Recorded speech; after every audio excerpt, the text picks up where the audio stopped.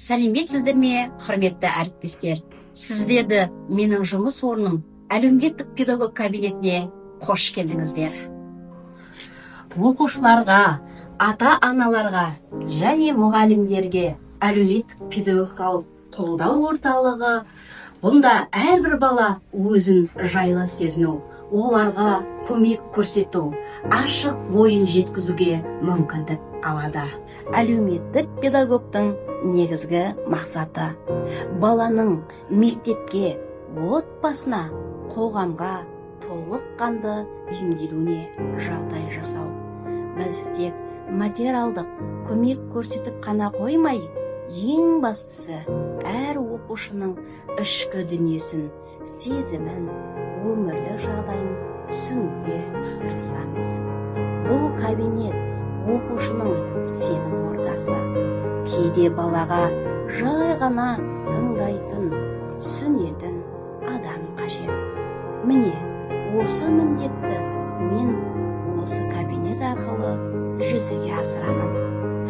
Кабинет бірнеше функционалған аймақта бөлінеді. Жұмыс аймағы. Мұнда менің күнделікті құжаттарым мен әлеуметтік карталарым мен есептермен жұмыс істейтін үстелім орналасқан. Компьютер, принтер, кеңес құралдар да бар. Кеңес беру бұрышы. Бұл жерде мен ата-аналарды, оқушыларды жеке қабылдаймын. Арнайы жұмсақ орындықтар мен үстел қойылған. Жылы атмосфераға сақталған. Себебі әңгімелесу кезінде бала өзін еркін, жайлы сезіну өте маңызды. Ақпараттық бұрыш. Мұнда бала құқы басты назарда. Отбасы және мектеп ынтымақтастығы, сенім телефондары, қиын өмірге жағдайға тап болған балаларды секілді тақырыптық стендтер мен жаднамалар ілінген. Бұл оқушылар мен ата-аналар үшін ашық ақпарат көзі деп білеміз. Психологиялық демалыс аймағы.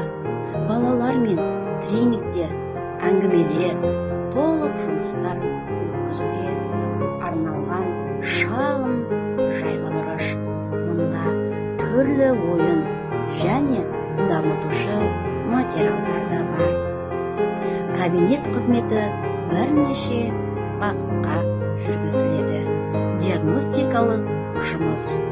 Оқушылардың әлеуметтік жағдайын зерттей отырып, әлеуметтік карталары толтыру, қиын өмірлік жағдайдағы балаларды анықтау, кеңес беру, оқушылар мен ата-аналарға әлеуметтік, құқықтық, психологиялық мәселелер бойынша жеке және топтық кеңес беру. Тәрбиелік және алдын алу жұмыстары. Құқық бұзушылықтың, суицидтің, девиантты мінез-құлықтың алдын алу мақсатында кездесулер, тренингтер, сынып сағаттары өткізіліп жатыр. Қайырымдылық және қолдау көрсету шаралары аз қамтылған, көп балалы, жетім, ата-ана қамқорлығынсыз қалған балаларға көмек көрсету және де ұйымдастырылады.